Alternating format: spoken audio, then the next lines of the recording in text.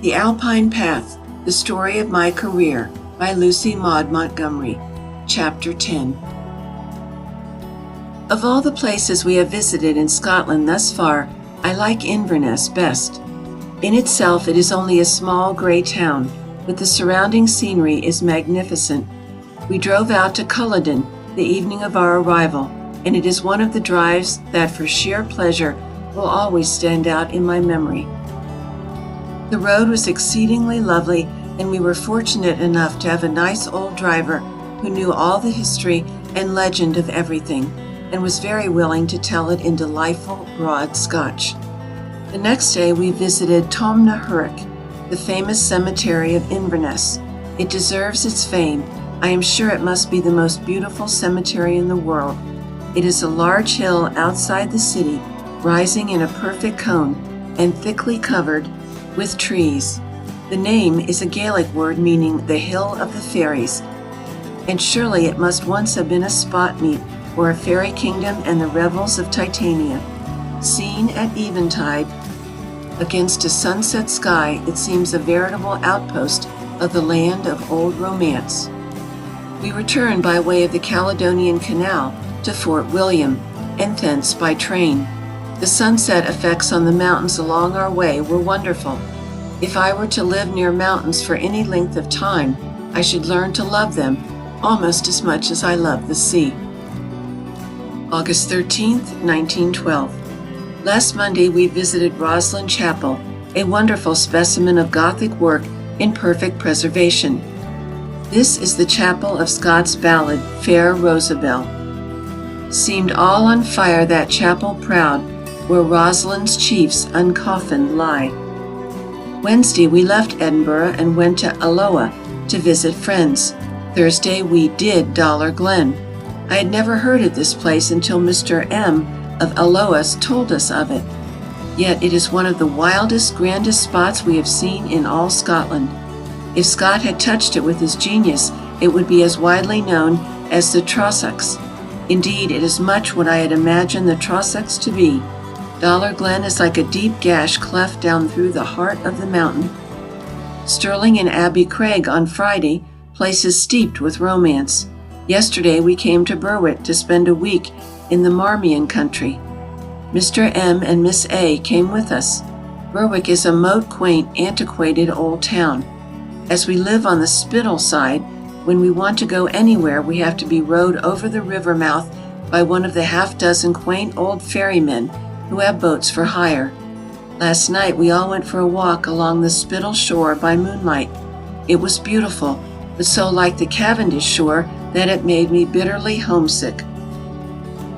Carlisle, August 20th. We are spending Sunday in Carlisle perforce, since we could not get any farther last night, owing to the big railway strike which has been paralyzing Britain this past week.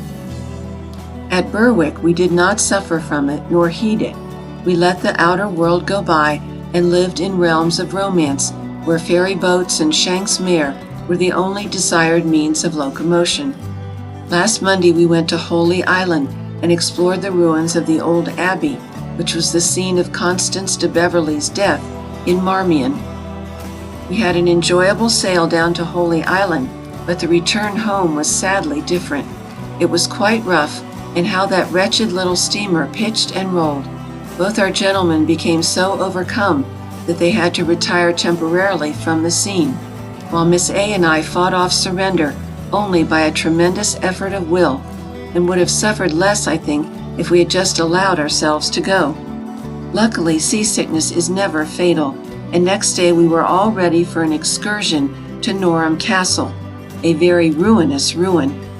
Growing all over the grounds was a little blue flower, which I never saw anywhere else, save in the front orchard of the old home in Cavendish. Great-grandmother Woolner had brought it out from England with her. It gave me an odd feeling of pain and pleasure mingled, to find it growing there around that old ruined Scottish castle which seemed to belong so utterly to another time and another order of things. We walked from Norham to Ladykirk and then back by the Tweed. When we grew tired we sat down on its bank and dreamed dreams. What meeter place could there be for dreaming than the twilit banks of Tweed. Next day we went to Flodden Field. It disappointed me unreasonably. It was all so peaceful and harvest-hued and agricultural. I felt as aggrieved as though I had had any right to expect to see a medieval battle being fought under my eyes. Thursday afternoon we had a delightful little expedition to Homecliff Glen and its deserted old mill. It might serve as a scene for a ghost story. In the midst of the ravine we came upon a clump of spruce trees literally loaded with gum, the first I had seen since leaving home. Spruce gum and the delights of picking it seemed quite unknown in Scotland. We spent a half hour picking it. To me and my husband the gum tasted delicious, but neither Mr. M nor Miss A liked its flavor, declaring it was bitter. York, England, August 27, 1912. Last Monday we went to Keswick and stayed there until Thursday. It is impossible to exaggerate the beauty of the Lake District. The haughtiest heart its wish might bound, through life to dwell delighted here. And then it is so interwoven with much of the best in English literature. The very spirit of Wordsworth seems to haunt those enchanted valleys, those wild passes, those fairy-like lakes.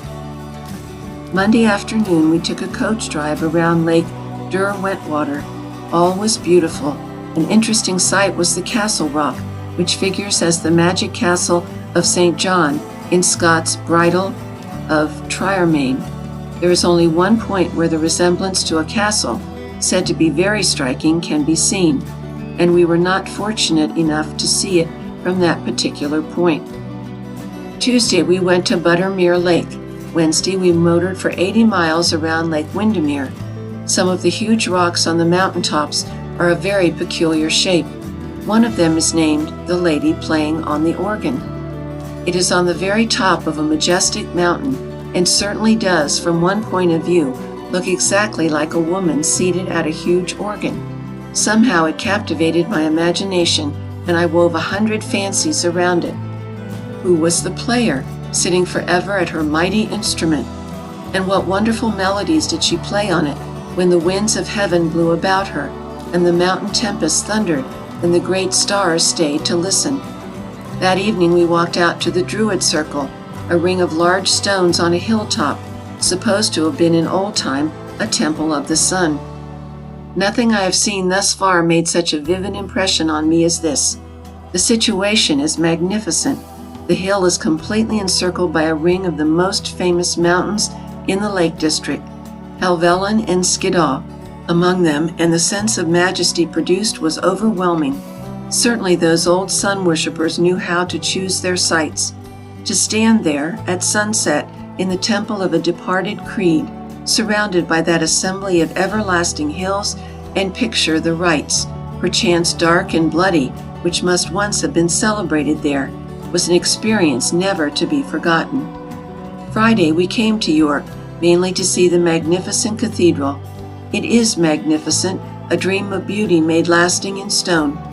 Yesterday afternoon I became the proud and happy possessor of a pair of China dogs. I have been pursuing China dogs all over England and Scotland. When I was a little girl, visiting at Grandfather Montgomery's, I think the thing that most enthralled me was a pair of China dogs which always sat on the sitting room mantel. They were white with green spots all over them, and Father told me that whenever they heard the clock strike 12 at midnight, they bounded down on the hearth rug and barked. It was therefore the desire of my heart to stay up until 12 some night and witness this performance. And hard indeed did I think the hearts of my elders when this was denied me.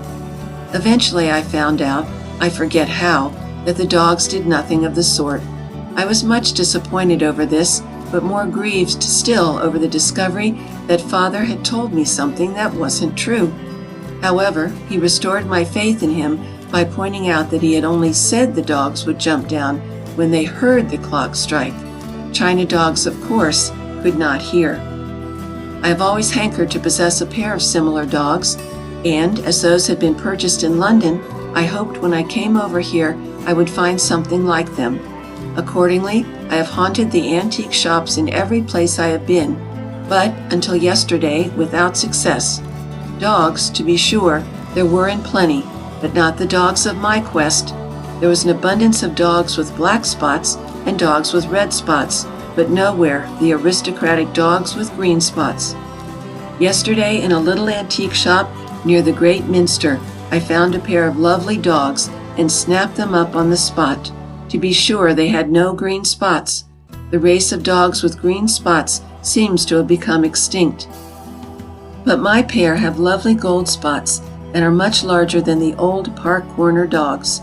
They are over 100 years old and hope they will preside over my Lares and Penates with due dignity and aplomb.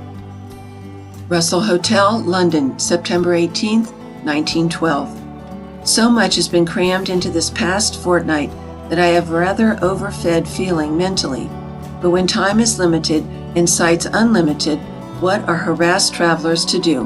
The British Museum, the Tower, Westminster Abbey, Crystal Palace, Kenilworth Castle, the Shakespeare Land, Hampton Court, Salisbury and Stonehenge, Windsor and parks and gardens galore.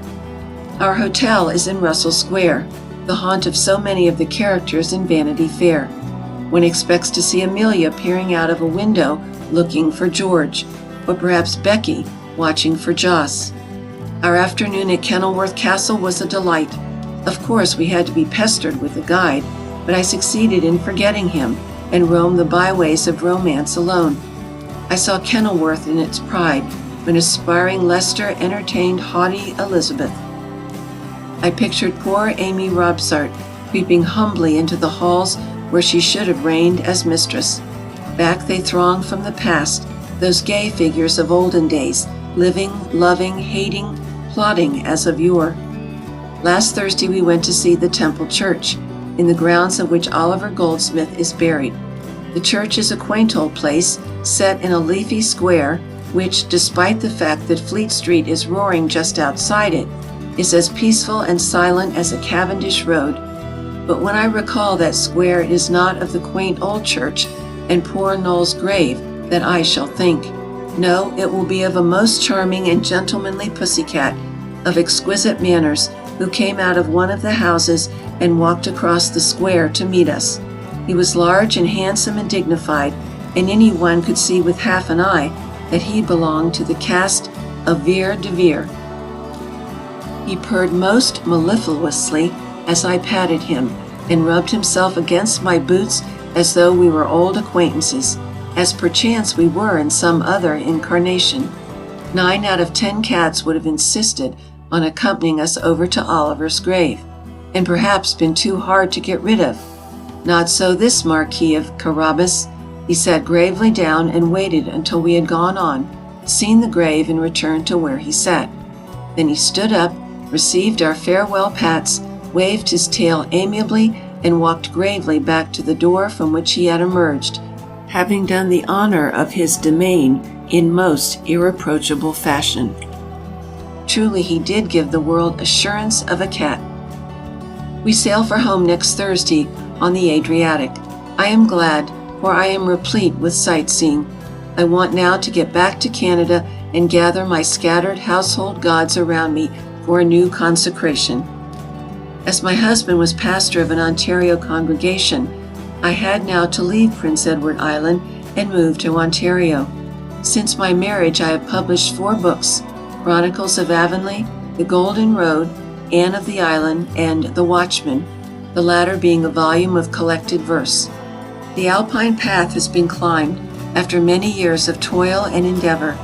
It was not an easy ascent, but even in the struggle at its hardest, there was a delight and a zest known only to those who aspire to the heights. He ne'er is crowned with immortality who fears to follow where airy voices lead. True, most true. We must follow our airy voices, follow them through bitter suffering and discouragement and darkness, through doubt and disbelief, through valleys of humiliation, and over delectable hills where sweet things would lure us from our quest. Ever and always must we follow, if we would reach the far-off divine event, and look out thence to the aerial spires of our city of fulfillment. End of Chapter 10. End of The Alpine Path The Story of My Career by Lucy Maud Montgomery. She